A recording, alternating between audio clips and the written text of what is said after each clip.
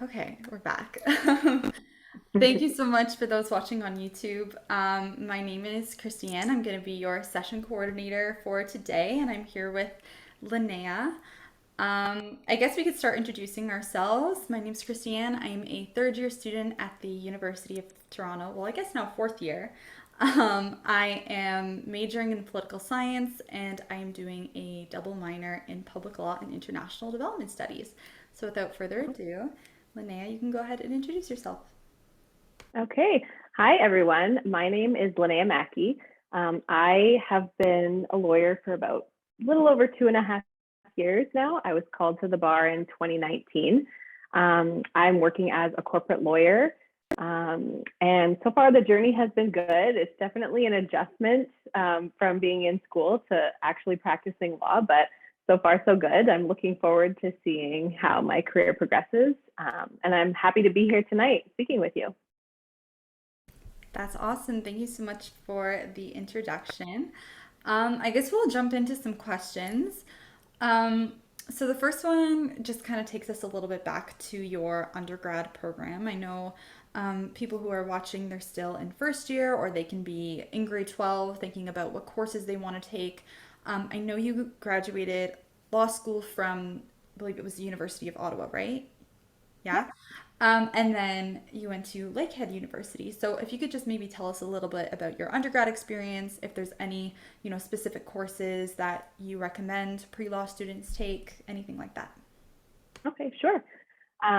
So yeah, I started my university career doing general arts because I didn't know what I wanted to do. I didn't know what career I wanted to take or career path I wanted to take. So I started in general arts because I knew that I at least liked social science. I liked the arts and I wasn't like a math person. So I started in that for my first year. And then I kind of just took the introductory courses like psychology, sociology, law, and from there, I discovered that I loved sociology. So I ended up switching to major in sociology in my second year. I think at that point, I had already decided to go to law school. I didn't have any intentions to be a sociologist, so I feel like that must have been my plan at that point, though I can't really remember. But yeah, and so most of my courses that I took in my undergrad were sociology courses, law courses, and psychology courses. Those were kind of like my favorite areas. In terms of my recommendations, I think stick with what is interesting to you. So if there's a course that comes up that you think is going to be really interesting, take it. Don't I don't think it's necessary. Like I think a lot of people think that you have to take political science or those kinds of like pre-law kind of courses. And it's great if that's what you're interested in. That's fabulous. But if there's something else that interests you, explore that because like there are people that I went to law school with that had like an engineering background or some other science background. There's really no one course or one program that really sets you up for law school. It's, I think, focus on what's interesting to you. And if your end goal is law school, then you will get there anyway, and you'll have something different to bring to the table. Perfect. Thank you for that advice. Yeah, I feel like I've heard it a million times, but every time I do, it's so much more reassuring. I'm Yeah. in political science right now, which I guess would be considered a Yeah. pre-law course, but I do know, like you, some other friends who are in, science or even math, thinking to go to law school, which kind of leads me to my next question because you'd have to ask yourself what kind of sparked these people who are usually in science or someone like you who was in sociology and fine arts. um, what sparked you to go into law school? Was there any kind of like experience that you had or a person that maybe inspired you to pursue law? What was that spark for you? Yeah. So I wish I had. I've gotten asked this question before, of course, since I was in law school and during law school. I wish I had a perfect answer for why I decided to go. I don't.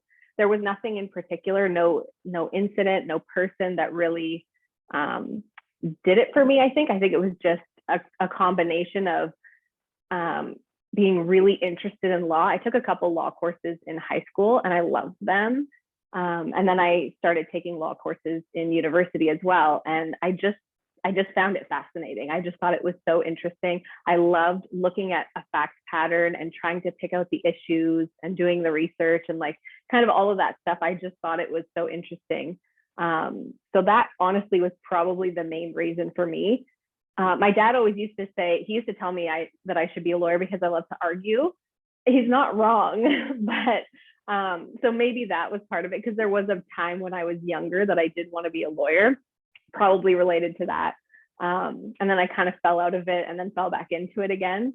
So I think it was probably that it's just fascinating to me, the law and learning about it. And I also wanted to help people. And I felt like it aligned for me with all of my skills and what I was interested in. It felt like it just made sense. Yeah, I actually have a kind of a similar background. When I was younger, my parents said they thought I was very suitable to become a lawyer because I was very persuasive. And Oh, yeah, good. I was super young, and they're like, "You should become a lawyer," and I didn't know what that meant. Like Yeah. grade four. But yeah, I did more research. I took a couple law classes like you, and I figured out that yes, this is definitely something that I want to go into. Yeah. But as of now, I know that a lot of people are preparing themselves maybe to go into law school. They're thinking about writing the LSAT, which is something I'm thinking about doing. Maybe next year, I thought about taking it a little slower. I know people usually do it the summer before their fourth year. I was going to, but with this new job and everything, it's been a little difficult. So I wanted to know kind of how your process was, how you kind of, I know there's so much stress that goes with it, how you kind of coped with that stress and got your way through and wrote the LSAT. Sure. So let's see. I feel like it's been an eternity ago, even though I guess it wasn't that long. So I think I wrote the LSAT in I think there's a few sittings I think, and one of them was in September or something.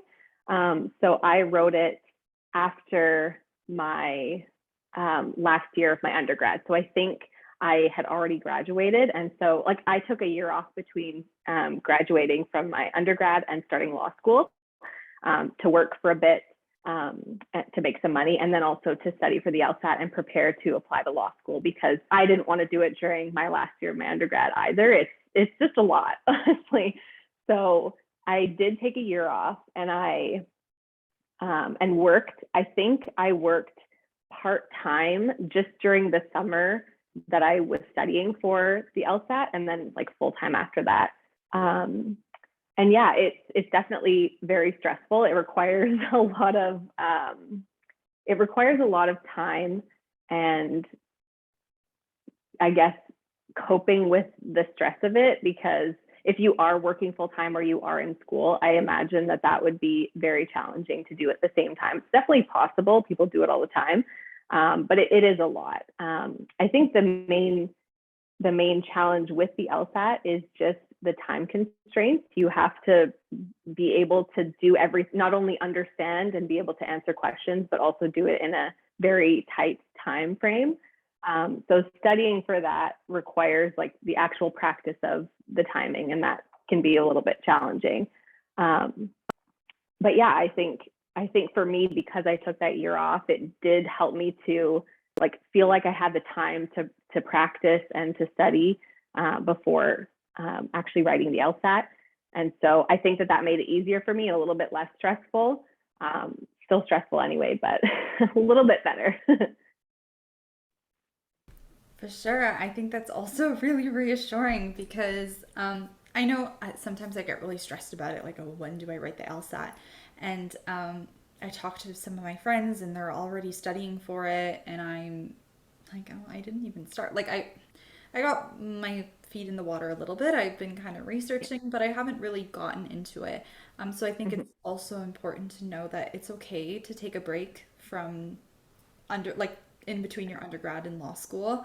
I'm pretty sure most people who are actually in law school do take a break. There's very few people who go straight from undergrad to law school. That's what I heard. I don't know. Maybe I might be wrong, but yeah, I think that's super reassuring. Um, so, like I said, I believe you went to the University of Ottawa for law school. So I just kind of wanted to know how your law school experience was. Sure. So I did go to the University of Ottawa. I was in the English Common Law program. Um, I really enjoyed it. I like school. I always liked school. So for me, doing school again was enjoyable just because I enjoyed it. So I really liked it. I feel like there's a perception that law school is very cutthroat and it's very like unmanageable, and you're going to be like stressed 24/7, losing your mind. It's not like that. I feel like, and I don't know if every school is like this, but I think in my experience, most people were quite supportive. We worked together. Nobody was really out there trying to, maybe they were and I just didn't know, but was out there trying to, destroy the rest of us. I felt like we were kind of working together and supporting each other, and we all knew that we were kind of aiming for the same goal. So it wasn't as cutthroat as I was expecting it to be. And yeah, the workload is, it is a lot for sure. It's a lot more than you might be used to in your undergrad. At least in my experience, it was, but it's definitely manageable. It's not as crazy as it seems in like TV and movies. Yeah, and so it was a great experience. The other thing I really enjoyed, and I don't know if every school does this, but Ottawa U does, and I think I think maybe U of T does as well. But anyway, there's in our first year, we're split into small groups. So you choose a course that you want to do in a smaller group setting rather than the larger classes. And so I think it's about 20 students or so. And it's based on whatever your timetable is that you choose. And so you get to take that one course with those 20 people or 19 other people. And it really gives you the opportunity to meet people, because it's really hard in like a large group setting to actually meet people and make friends and then feel that support. So having a small group setting, I found to be really helpful. Some of my friends that I made in law school were from my small group. So I thought that was great. I hope that most schools do that, because it made it a lot easier to meet people and to feel supported and to work together to make sure we all succeed and survive.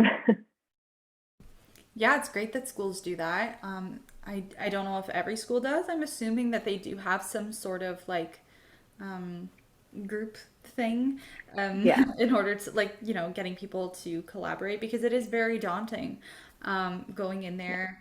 Sometimes your friends don't end up going to law school and take different career paths. So sometimes you're there on your own and you have to kind of start fresh and make those connections, make those friends, because I think one of the most important things in law school is to have those connections, both, for your academics, but also for your mental and social as well, right? For sure. Yeah. My next question is, I actually don't even think I asked this on here before, but I was wondering because, I hear about it more and more. How was the bar exam for you? Oh, yes. Yes, the bar exam. um, it was okay. I'm an okay test taker, so I was stressed about it, as most people are, but I know that I test well, so I think that made it a little bit. It helped reassure me in the moments of extreme stress. But it was good. I feel like I started studying, I think maybe a week or so after I finished school, for that year. And I'm trying to remember now. And I feel like I studied like almost all day, every single day. So it was like a full-time job from what I remember, just to read through everything. So I have a different kind of, not a different strategy, but I think my strategy going in, what I heard from other people, was to don't try and memorize everything and remember it all, because you won't. It's about learning where to find the information. So I spent all of my time, like I spent a lot of time reading through the material just so I had read it once and like marking it up in whatever way. just so that I'd be able to find it later. And so after I'd done that, then I did practice tests. I think you can buy, like you can pay for practice tests. If you buy an index, which you'll learn about once you get to this point, it's basically like a table of contents. It's an index, but if you buy those, you can get practice tests with them. So, and I purchased an extra one too as well, because I thought that would be helpful, and I don't regret it. It was definitely a good choice. I didn't have any tutors or like study with anyone. It was just me and my notes. And yeah, I feel like it's definitely a stressful experience just because it's so long. And it's just like an endurance, like it requires endurance to just get through it. It's not even so much that it's like hard. It's just such a long time to sit there and flip through everything. But overall, I feel like it was an okay experience. Yeah, especially if you're an okay test taker, I don't feel like it would be that bad. I mean, that could even apply like when people apply to law school. Some people, if they think they, you know, if they're not that great at tests, then they want to make sure their GPA is high. Um, but yeah, and I actually even heard some people say that studying for the LSAT was much harder than studying for the bar, just because the LSAT is more standardized. Whereas the bar, it's like, it's just law. Like it's what you have already been learning for the past 3 years. What are your thoughts on that? Interesting. Yeah, I think the hard part about the LSAT is it's not really, you're not learning content, you're learning a new way of thinking about content, like about different ideas, about like you're reading questions and the question is like what's the assumption that you're making in this question, or so like it's about the way that you think, whereas the bar exam, yeah, you're right, it's about the law. It's about like, it's not really about the way that you think, because you've at this point already learned how to think like a lawyer. I don't really know if that's even a thing, but it's more about the substantive content. Yeah. So it's, and like I said, I didn't focus on remembering all the material. Some of it I have seen before from law school itself. And some of it was brand new, but it wasn't so much about memorizing the content, and neither is the LSAT really. But yes, the LSAT is focused more on how you think, whereas the bar exam is about finding things. So yeah, I think the LSAT is more challenging in that sense, because it's like the first time you're doing anything like that.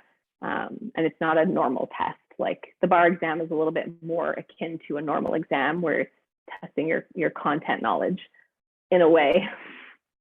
Yeah, I think I would definitely prefer more content knowledge than like, okay, how do I approach this question? Content is just like, okay, where do I find this information? So Mm-hmm. I think I understand where people are coming from in that sense. Yeah. Um, but just to move on, I think it's probably a good time to talk about where you are now and what you are doing now. So I know you are a legal analytics lawyer. So I was wondering if you can just kind of um, describe what that is, maybe talk a little bit about what you do in your specific field and how it's different than other lawyers. Sure. So yes, I'm a legal analytics lawyer.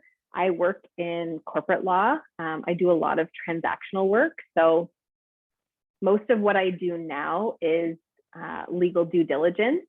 So when you have like a corporate transaction at the beginning, so a corporate transaction could be like our client is buying another company. So when we do those kinds of transactions, we do diligence on the target company. So are there any issues that our client might want to know about before they buy this company? So that's primarily what I do. I'm mostly reviewing documents, looking for any issues, and then I'm writing reports, kind of analyzing those issues. That's kind of most of what I do. There are others in my group that also do closing. So that's the like closing part of a transaction, of a corporate transaction. But sorry, I'm hoping you can't hear my dog crying in the background. But yeah, so that's kind of mostly what I do. It's mostly legal due diligence, reviewing documents and writing reports. And then there's some other little things that we do in there as well. But yeah, that's mostly what I do.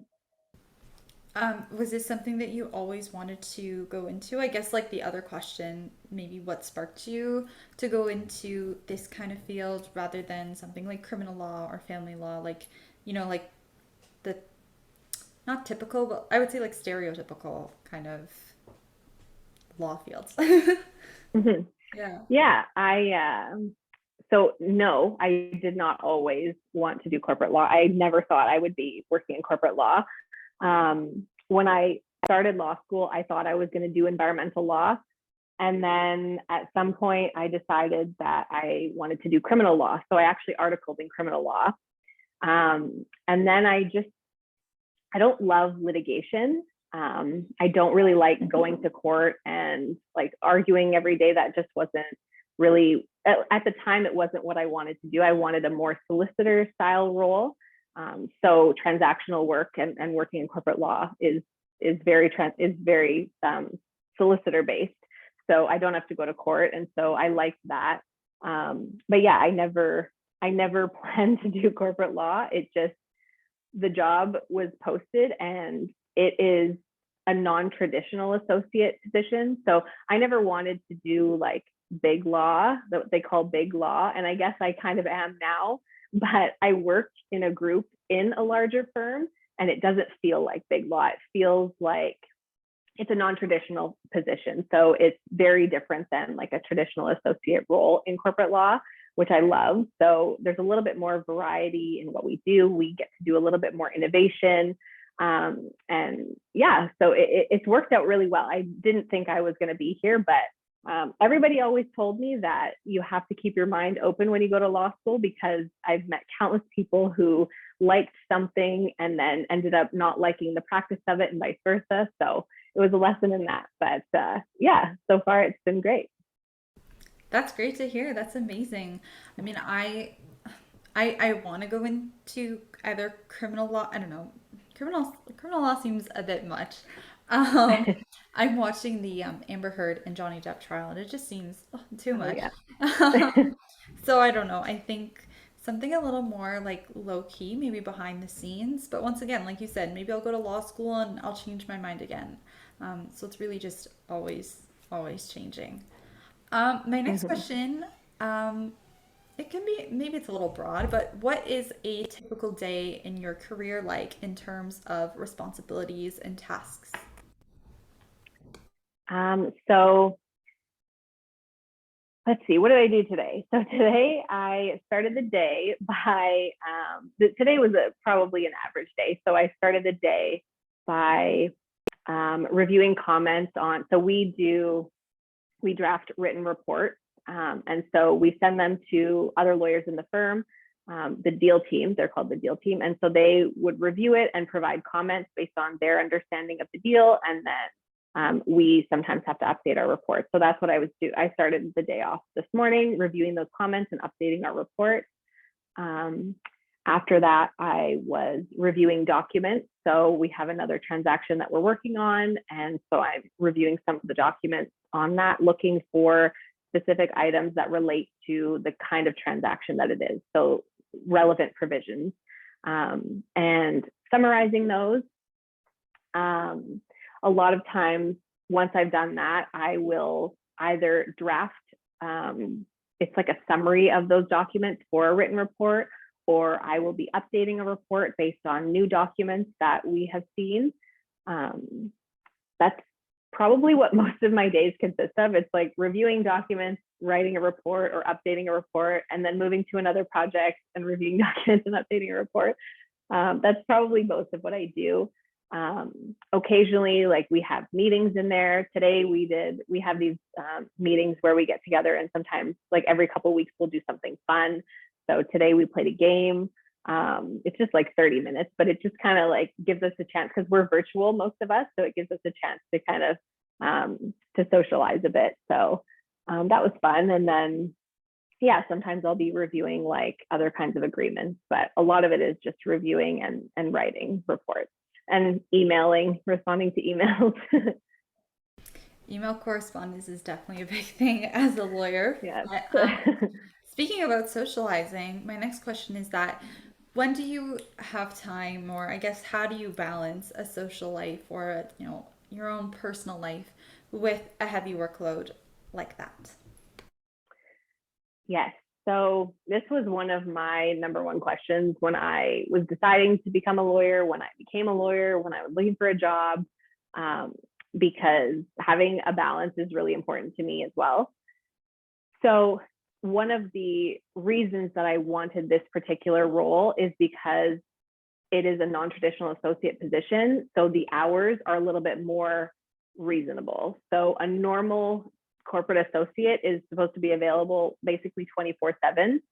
And I didn't want that.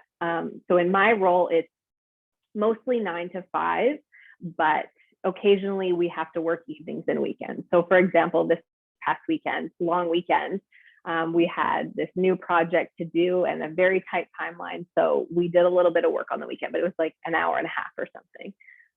So I find that it's easier to balance just because we do have the expectation is that we are mostly 9 to 5, except when we have to work a little bit later. So I think it would be very challenging to balance if you were supposed to be available 24/7.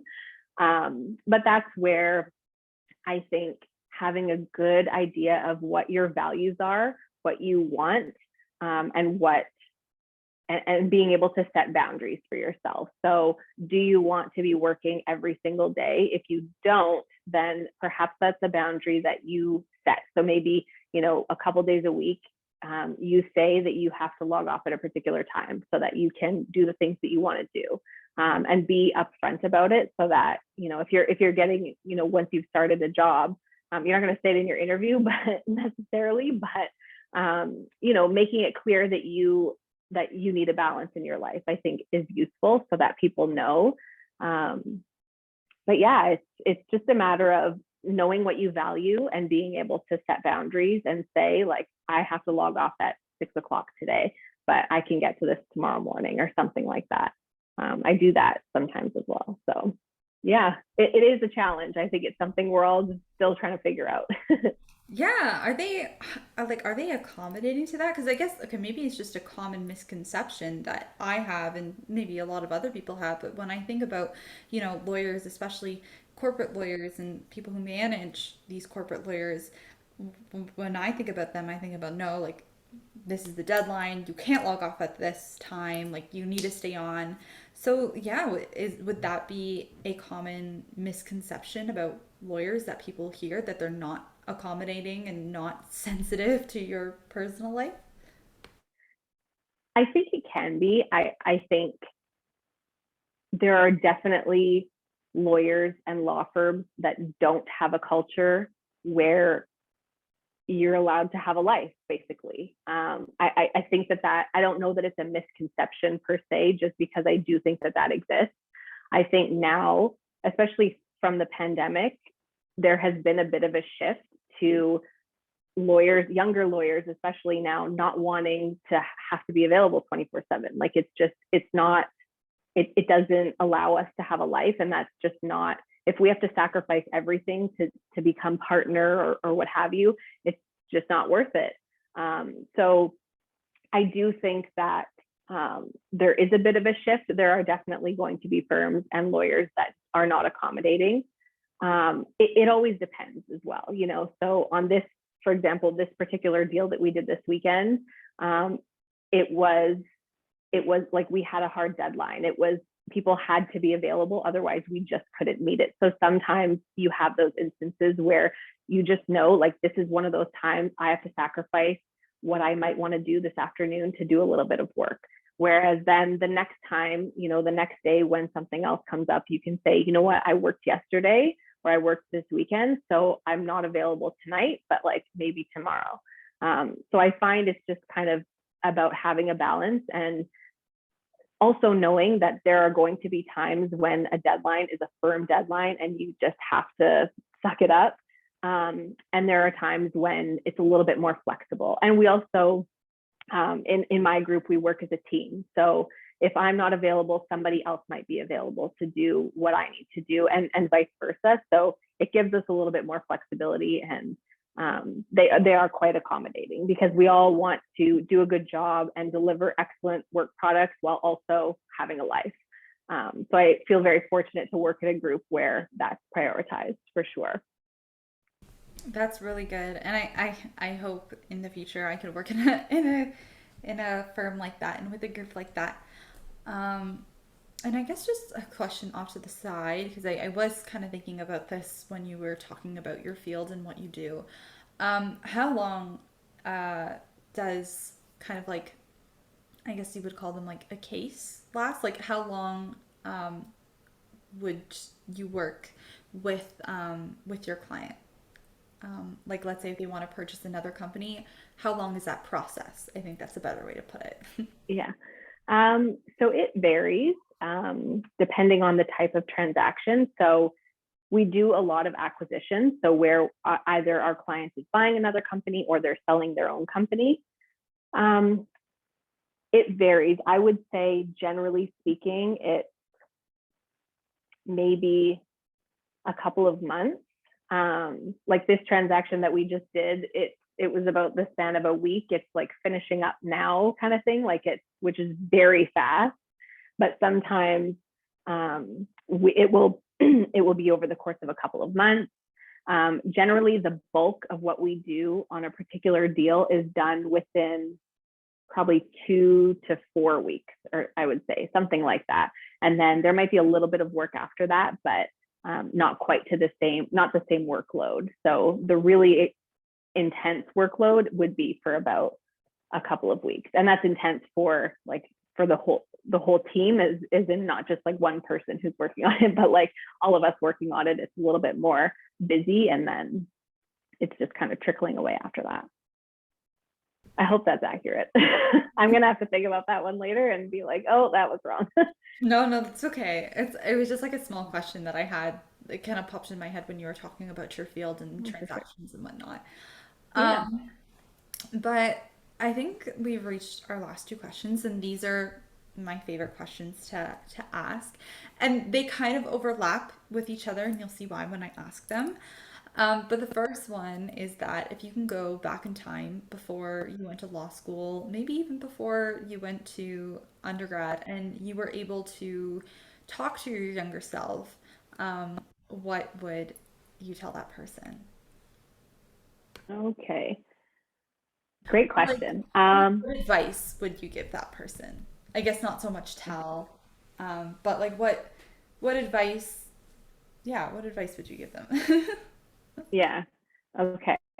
Um, I think so. Before I started law school, or before I started my undergrad, and even in my undergrad, honestly, still to this day a little bit, but anyway, I was so nervous because I'm a very type A kind of person. I like to plan everything and prepare. I like to know what's happening. And I didn't know. When I was in my final year of high school, I was so anxious about starting university because I didn't know what I wanted to do. And even starting university, like I said, I started in general arts because I didn't know. And I feel like I was so anxious that things weren't going to work out, and that, I was just going to fail because I hadn't planned my life out yet. And I think I would tell myself that this sounds bad, but you're never going to figure it out. There will never be a point where you're like, oh, I've got it now. Like I'm set for the rest of my life. You will figure something out, and then your life will change, and you'll have to start again and figure it out again. And life kind of just goes in those cycles. So there's never going to be a moment where you've just got it and you've figured it out, and the rest of your life is set and planned and you're good to go. It just is about taking any opportunities and experiences that come to you and doing something with that, making a choice one way or the other. There is no wrong decisions. It's the decision you make and the decision that you don't make, and you move on and just take a step forward. I wish that and I would tell myself, my younger self, that it's okay to not know. You just have to keep moving forward and keep taking up every opportunity that you have, and do the best that you can with what you know on that day. And then tomorrow, do it again. I spent so much time being so anxious, and I still do. Like I said at the beginning, I still do.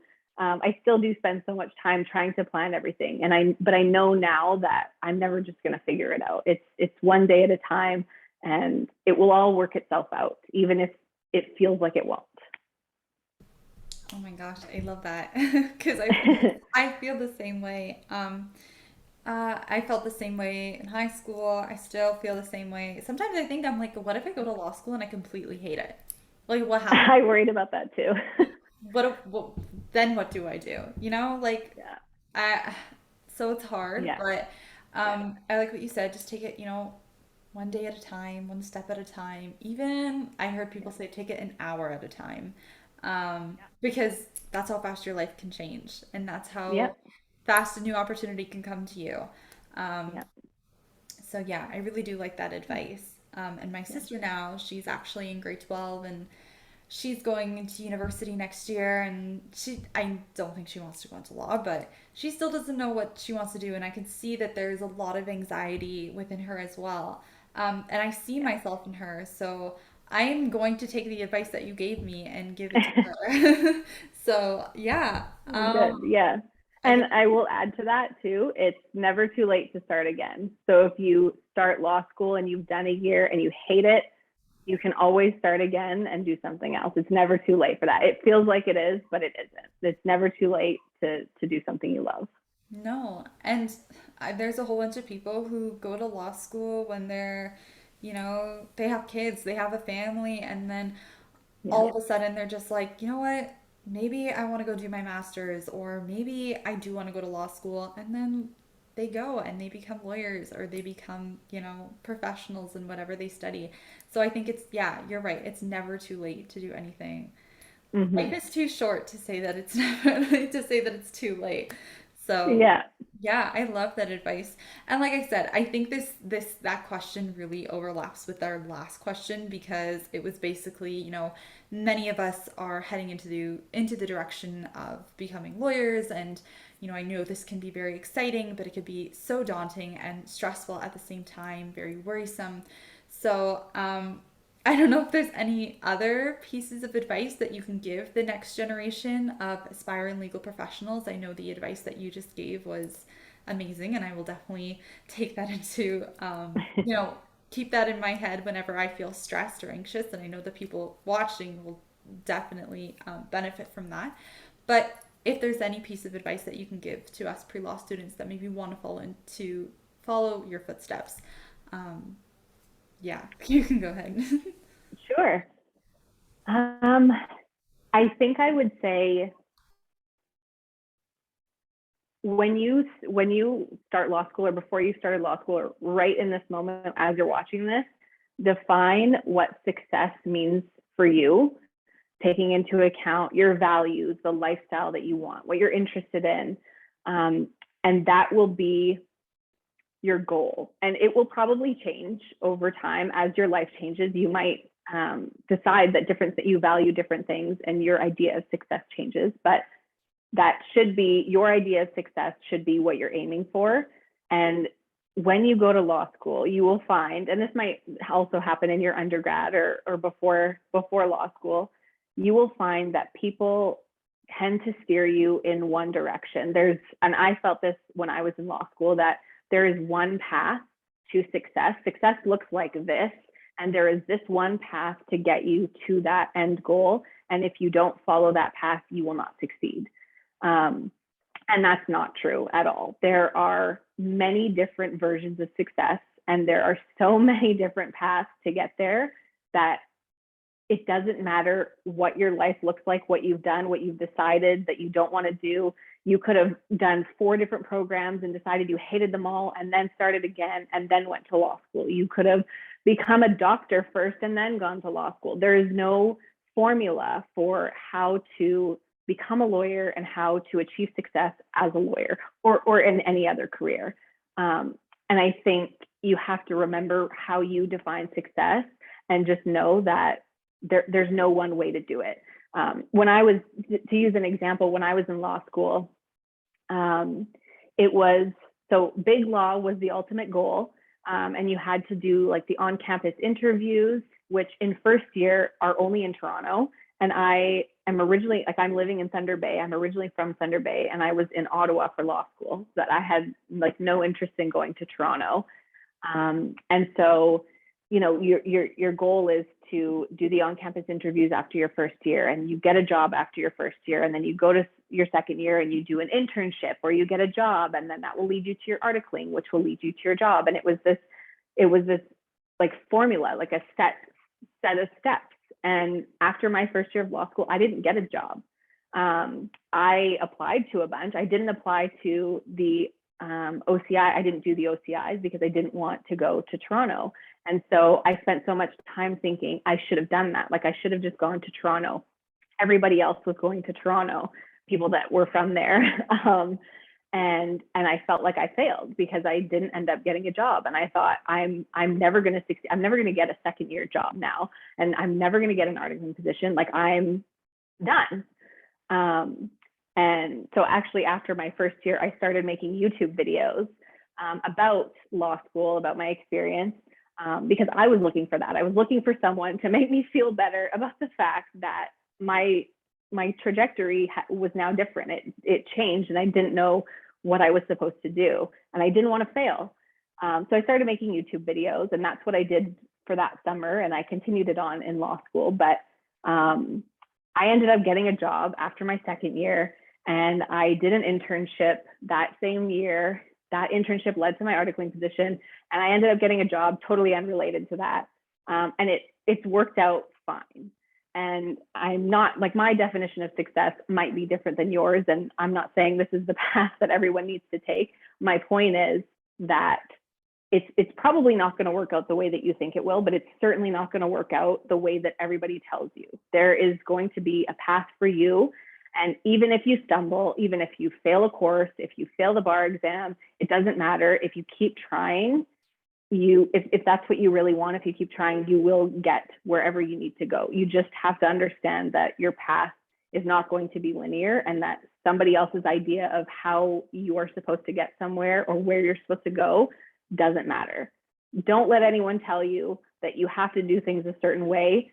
Figure out what works for you and go with that, and you will succeed. I feel so inspired.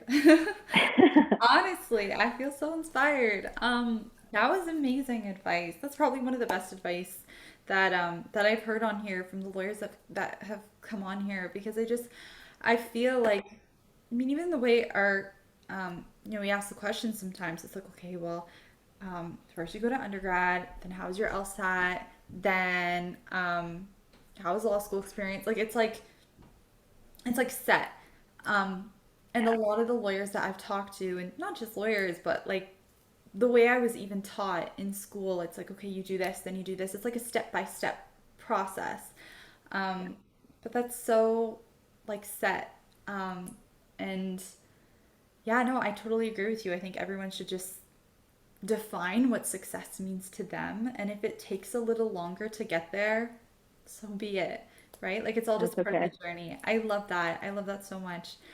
Do you still make YouTube videos, or is it like in the past? Um, I would love to. I don't make them as much anymore. I can't remember the last time I made one, maybe last year or the year before. The reason I stopped is honestly just because I sit at a desk all day. So I'm like, if I can't really, I can talk about what I do, but only to a certain extent. Sure. And I can't, like, I'm not doing anything that is film worthy. So that's Mhm. why I stopped. But I mean, if people actually were interested in what my job is like, then I would love to make videos again, because I thought it was so fun and it was such a nice way to connect. But yeah, I'm not in law school now, so I feel like I'm maybe not the best person to give that advice. But yeah, I mean, my videos are still on YouTube, so you can watch them if you want. No, I feel like what you just said would be perfect in a YouTube video. Like, I feel like if you posted that, that would reassure so many people. I know it definitely reassured me, someone who, is going into fourth year, still don't know when I'm gonna write my LSAT. I'm hoping it'll be next year after I graduate, but still having these thoughts about, okay, what if I don't like law school, or what if I fail this course, or what if I don't do good on my LSAT? There are probably so many other people like me, the people who are probably even watching, who are thinking the same way. So, the advice that you just gave, and like I said, post it on YouTube. Well, this is going on YouTube. Maybe I will. Yeah, here it Here is for it free. is. I think it'll help so many people. So, um, I think that's it for today. But Linnea, thank you so much for being here and talking about your journey into the legal field and what you do and your career. It was all super insightful and very inspiring. And Pre-Law Shadowers is very grateful that you can give up some time out of your probably extremely busy schedule to join us today. I don't know if the people who are watching have any questions for you before we leave. This is supposed to be an hour, so if you guys do have any questions, if not, then yeah, we can end it there. Do you have any questions, guys? Yes, no, maybe so. Okay. It doesn't look like it. Okay. I think you answered a lot today, and you provided a lot of insightful information. So, but yeah, for the people who are watching on YouTube, thank you so much for watching. For the people who are here, thank you guys so much for being here. And Linnea, thank you so much. I hope you have a wonderful evening, and I wish you best of luck with all your future projects and endeavors. Thank you so much. Thank you so much for having me. This was so nice. And best of luck to you and to everyone else watching with your law school or lawyer journeys. I'm sure you will be fantastic. And if you do have any questions, you can, of course, send me an email. My email's on, I think it's on the Osler website. You posted on your Instagram that Perfect. I work at Osler. So there you go. Send me an email and I can answer your questions. Thank you so much. Have a good night, everyone.